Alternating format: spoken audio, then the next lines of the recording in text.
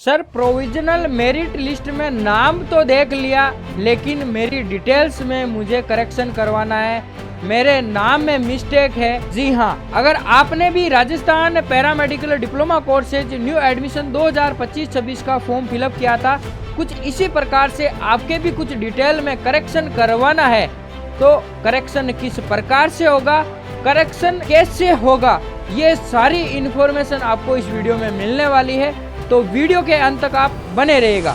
Hi everyone, मैं जितेंद्र आप सभी का पैरामेडिकल कैरियर पॉइंट के इस डिजिटल प्लेटफॉर्म पर स्वागत करता हूं, जहां पर आपको राजस्थान पैरामेडिकल डिप्लोमा कोर्सेज के रिगार्डिंग हर एक छोटी बड़ी अपडेट मिलती रहती है। जो आपकी प्रोविजनल मेरिट लिस्ट जारी हुई है, उस मेरिट लिस्ट को लेकर काफ़ी कन्फ्यूजन है। बहुत सारे स्टूडेंट्स के फॉर्म में गलती हुई थी, वो आपको यहाँ पे देखने को मिल रही है। तो वीडियो में बात करेंगे वो डिटेल में आपको करेक्शन किस प्रकार से करवाना है, इसकी जो डेट है वो क्या रहने वाली है। देखिए, जितनी भी पैरामेडिकल की अपडेट होती है, सारे अपडेट आपको, जितने भी नोटिफिकेशन आपको हमारे इस ऑफिशियल चैनल टेलीग्राम पे मिलेंगे। तो वीडियो के डिस्क्रिप्शन में लिंक दे रखा है, वहां से जाके आप अवश्य अभी ज्वाइन कर ले, क्योंकि आगे की सारी अपडेट जैसे ही आती है वो आपको ऑफिशियली हमारे इस टेलीग्राम पे देखने को मिल जाती है।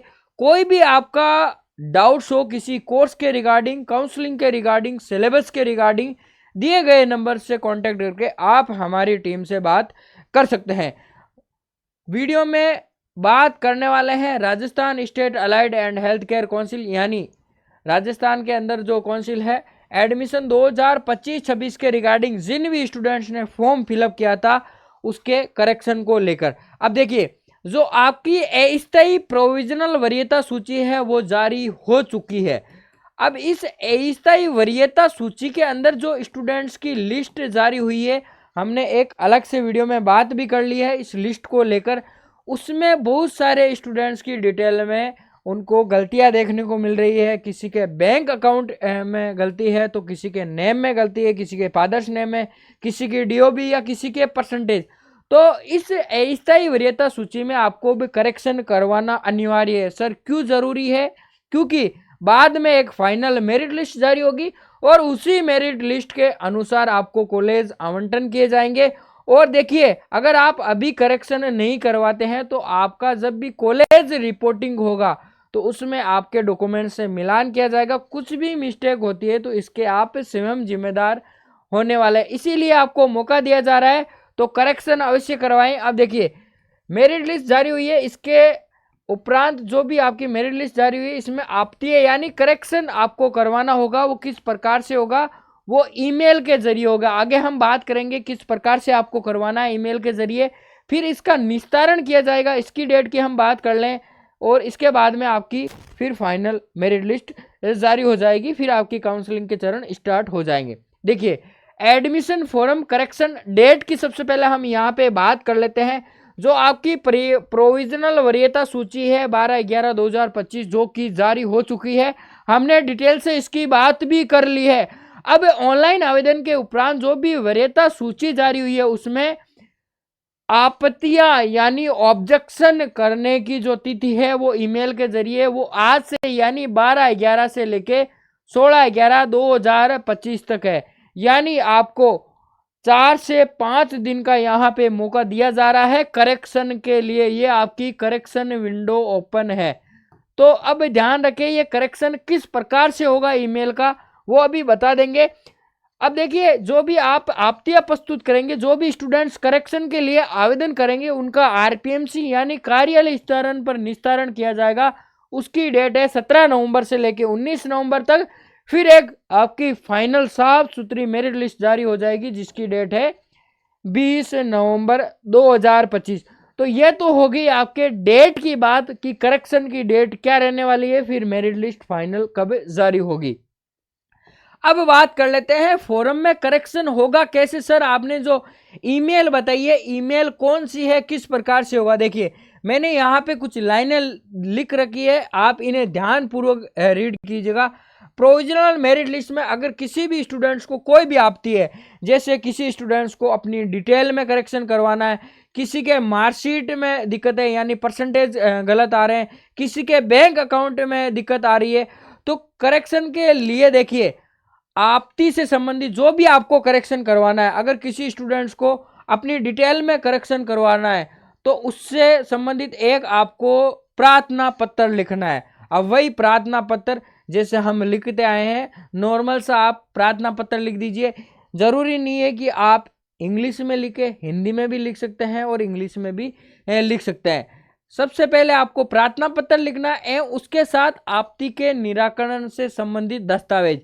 अब किसी के डिटेल में करेक्शन करवाना है, मैं डिटेल्स की बात करूं, जैसे कि स्टूडेंट्स का नाम हो गया, उसकी डीओबी हो गई, उसका फादर्स नेम, मदर्स नेम, अगर इन में अगर करेक्शन करवाना है तो उसको 10th की मार्कशीट लगानी है। ध्यान रखें, सबसे पहले आपका प्रार्थना पत्र लगेगा।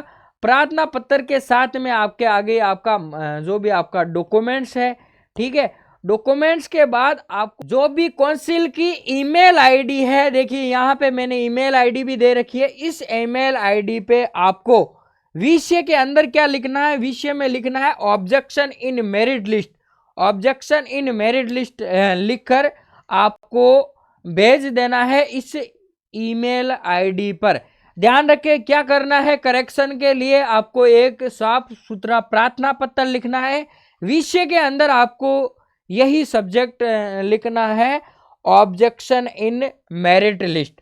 उसके साथ में फिर जो भी आपको करेक्शन करवाना, अब किसी के बैंक अकाउंट में दिक्कत आ रखी है, जैसे उसके नेम में या फिर जो भी बैंक अकाउंट नंबर है वो गलत दे रखे हैं, तो उसके लिए जो भी आपकी पासबुक का फर्स्ट पेज है वो आप ले सकते हैं डॉक्यूमेंट्स के तौर पर, और प्रार्थना पत्र उससे संबंधित आपको लिखना है, और जो भी ईमेल आईडी है उस पर आपको सेंड कर देना है।